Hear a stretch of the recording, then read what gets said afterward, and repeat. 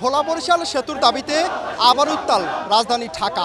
আজ বিকেল ৩টা থেকে ঢাকা প্রেস ক্লাবের সামনে তাদের এই বিক্ষোভ শুরু হয় এবং সেখান থেকে তারা লং মার্চ টু যমুনা অর্থাৎ প্রধান উপদেষ্টার যেই বাসভবন রয়েছে সেখানে তারা এসেছেন এবং ঠিক কাকরাইল মোড়ে যেটা দেখানোর চেষ্টা করতেছি যে কাকরাইল মোড়ে কিন্তু তারা এখানে অবস্থান করেছেন এবং তারা এখানে পুলিশের একটি বাধার মুখোমুখি হয়েছেন যে আপনারা আপনাদের কর্মসূচি এখানে বসেই চালিয়ে যান, অর্থাৎ যেন বিশৃঙ্খলা এড়ানো যায়। সেক্ষেত্রে আমি যদি আপনাদেরকে একটু জানিয়ে রাখার চেষ্টা করি, অর্থাৎ ভোলা জেলা মূলত 4টি মূল স্তম্ভের উপর দাঁড়িয়ে আছে। একটি প্রাকৃতিক গ্যাস ও ভিত্তিক শিল্প ও জ্বালানি এবং পর্যটন শিল্প, কৃষি, মৎস্য, পশু সম্পদ এবং সেই সাথে 4 নম্বরে আছে উন্নত যোগাযোগ এবং লজিস্টিক। এই উন্নত যোগাযোগের ক্ষেত্রেই মূলত এই ভোলা বরিশাল সেতুর আজকের এই দাবি। সবচাইতে যেই অবাক করার বিষয়টি হলো সেটি যদি আমরা জানাতে চাই, বর্তমানে ভোলা জেলায় 2.047 থেকে 2.24 ট্রিলিয়ন ঘনফুট গ্যাসের মজুদ রয়েছে এবং এর বাজার মূল্য আনুমানিক 1.5 লক্ষ কোটি টাকা থেকে 2.0 লক্ষ কোটি টাকা। অর্থাৎ বোঝাই যায় যে এই ভোলা বরিশাল সেতুর দাবি ভোলার মানুষের কেন, অর্থাৎ 22 লক্ষ মানুষের যে প্রাণের দাবি ভোলা বরিশাল সেতু। এই ভোলা বরিশাল সেতুটি মূলত 10 কিলোমিটার অর্থাৎ তেঁতুলিয়া ও কালাবদর নদীর উপর দিয়ে যাবে এবং এর পুরনো একটি প্রস্তাব ছিল, সেই প্রস্তাব অনুযায়ী 4.68 কিলোমিটারের উল্লেখ আছে এবং তবে সড়ক যোগাযোগ ও সামরিক দূরত্ব 10 কিলোমিটারের কাছাকাছি সব মিলিয়ে এবং প্রাথমিক ব্যয় 9,922 কোটি টাকা ধরা হলো। সর্বশেষ যাচাই অনুসারে মূলত 17,466 কোটি টাকার এই সেতুর ব্যাপারে বরাদ্দের কথা রয়েছিল, কিন্তু সম্প্রতি সময়ে আমরা লক্ষ্য করেছি যে ভোলা বরিশাল সেতুকে নিয়ে সরাসরি সরকারের পক্ষ থেকে মূলত নাকচ করে দেওয়া হওয়ার পরই মূলত এই আজকে ভোলা বরিশাল সেতুর দাবিতে আবারও উত্তাল রাজধানী ঢাকা। আমরা দেখছি যে অর্থাৎ ভোলা জেলা সহকারে ভোলার যে সকল মানুষ ঢাকায় অবস্থান করেছেন তারা অনেকেই এসেছেন এবং আমি ভোলার একজনের সাথে কথা বলবো। আজকে আপনাদের ভোলা বরিশাল সেতুর পেছনে দাবি কি এবং আজকে এখানে কেন এসেছেন? আপনি দেখুন, আমাদের কিন্তু এই যে দাবিগুলো নিয়ে আমরা আজকে লড়াই সংগ্রাম করছি, এই যে যমুনার সামনে অবস্থান কর্মসূচি করছি, এটি কিন্তু আমাদের দীর্ঘদিনের দাবি। ভোলার মানুষের প্রাণের দাবি, 22 লক্ষ মানুষের জনভোগান্তি থেকে মুক্তির দাবি।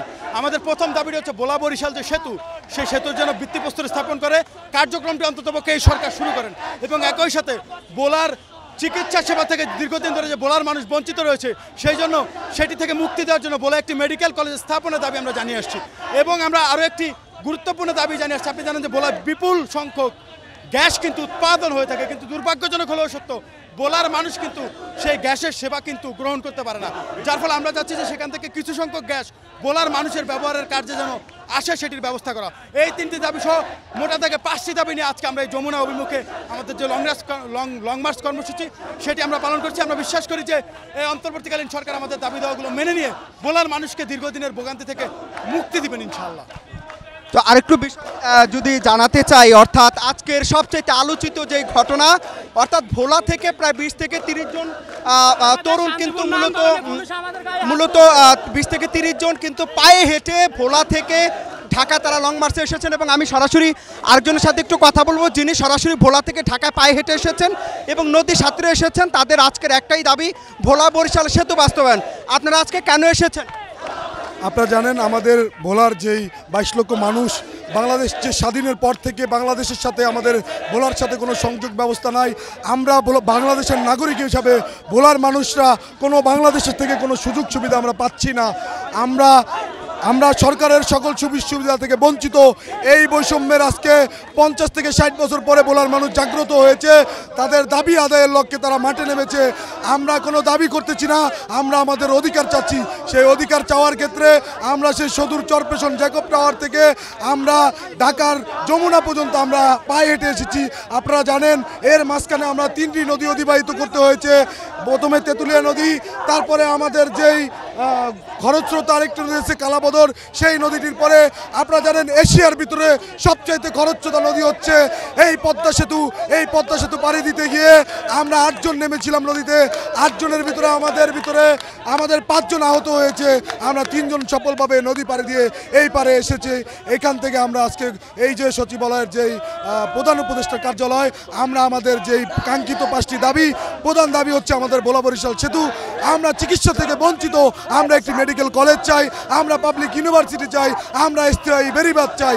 আমরা এই দাবি আদায় করেই আমরা ভোলার মানুষ জানি আমাদের দাবি কিভাবে আদায় করতে হয়। রাজপথ থেকে আমরা আজকে দাবি আদায় করে নিয়ে এখান থেকে যাব। যেটা দেখানোর চেষ্টা করতেছি, অর্থাৎ ভোলা সহকারে ঢাকায় যারা অবস্থান করেছেন ভোলাবাসী, তারা কিন্তু সকলে আজকে এই আন্দোলনে যোগ দিয়েছেন। অর্থাৎ প্রথমে ছিল Bhola to long march press club এবং সেখান থেকে লং মার্চ টু যমুনা। অর্থাৎ প্রধান উপদেষ্টার উদ্দেশ্যে তারা একটাই বার্তা দিতে চান, যে কোনো মূল্যে দরকার ভোলা বরিশাল সেতু। এবং সবচাইতে আলোচিত যে বিষয়টি সেটা যদি একটু জানাতে চাই, অর্থাৎ এটি কিন্তু ভোলাবাসীর দীর্ঘদিনের দাবি। তবে এই দাবি কবে নাগাদ পূরণ হবে সেটি আদৌ স্বপ্ন রয়ে গেছে। যেখানে কোটি কোটি টাকার গ্যাস রয়েছে, ইলিশ সুপারি থেকে শুরু করে, অর্থাৎ কৃষি ক্ষেত্রে, পর্যটন শিল্প থেকে যে ভোলা বাংলাদেশকে এতটা সাহায্যের হাত এগিয়ে দিয়ে আসছে, সেক্ষেত্রে ভোলা কেন বঞ্চিত, এই প্রশ্ন এই ভোলার মানুষের। এখানে 20 থেকে 30 জন তরুণ আছে, অর্থাৎ তারা গত বেশ কয়েকদিন ধরে পায়ে হেঁটে ভোলা থেকে এই ঢাকায় এসেছেন। অনেকের পা ফুলে গেছে, অনেকে অসুস্থ হয়ে হাসপাতালে ভর্তি আছেন। তবে এই স্বাধীনতার পর থেকে এই বঞ্চিত ভোলা জেলা কবে নাগাদ ভোলা বরিশাল সেতুর মাধ্যমে পাবে মুক্তি, সেই প্রশ্নই এখন এই সকল ভোলাবাসীর মনে। তবে সরকারের পক্ষ থেকে আদৌকে কোনো পদক্ষেপ নেওয়া হবে কিনা, ভোলা বরিশাল সেতুর জন্য আদৌকে কোনো পদক্ষেপ নেওয়া হবে কিনা, সেটি এখন কেবলই সময়ের দাবি। কাকরাইল মোড় থেকে অনন্ত হাসান মাসুদ, বাংলা টিভি, ঢাকা।